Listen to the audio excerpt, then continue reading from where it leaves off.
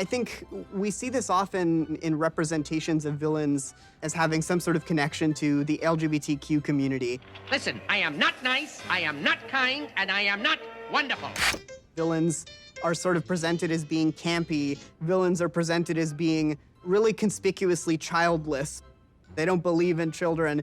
They want to disrupt the family unit. They want to disrupt the future of society. As the king's brother, you should have been first in line. Well, I was first in line until the little hairball was born. That hairball is my son. And that's been really harmful in a lot of ways, right? These stereotypes have been really damaging. But the flip side to it is that there's this surplus of villains that are disabled and that are kind of queer-coded or camp-coded in certain ways. And that has sort of created this repertoire of characters, I think, that people from those marginalized communities have sometimes appropriated and championed. She wears Birkenstocks. Her name is Patty. Her best friend calls her Sir, which is short for seriously gay. Listen to me. We shouldn't have done this. We should not have done this. The mind-blowing orgasmic sex or the staying over?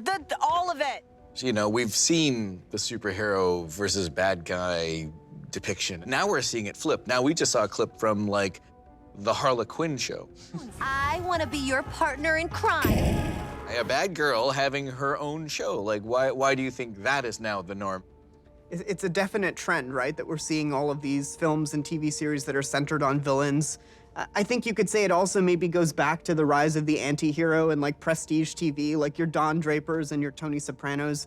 Villains, we're increasingly realizing, are like dynamic and interesting.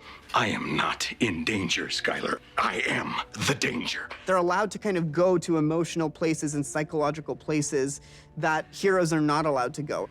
Harley Quinn would be, I think, a good example of this, where that obviously is a character who is damaged in some way, who has a traumatic background, who is suffering through some kind of PTSD. You left me in Arkham for a year. You abandoned me. You lied to me. That's what makes Harley Quinn relatable to the people who like Harley Quinn, right? If Harley Quinn was fixed, if Harley Quinn was cured, right, Harley Quinn would not be an interesting character. Oh, screw it. I'll die for you any day. I'm in. Really? Me too.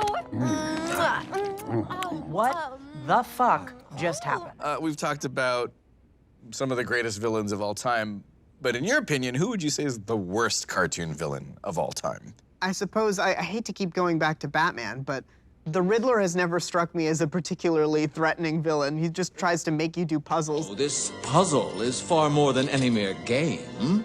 He still terrifies me. Interesting. I would bow down. You would if he bow had before any the Riddler? threats, yeah. Let's consider you handled for now, shall we? Do you think, Angelo, you could give us your best evil villain laugh? Is there one in you? Ha ha ha ha ha. That's it. That's it. I'm terrified. I don't know about you guys. Our guest today has been Angelo Mureda. Thank you so much for joining us. Thank you so much for having me. Hey guys, if you like more of the behind-the-scenes stuff and extended interviews, then we have just what you're looking for right here. Check out these videos right around here. And be sure to hit that subscribe button. Stay tuned.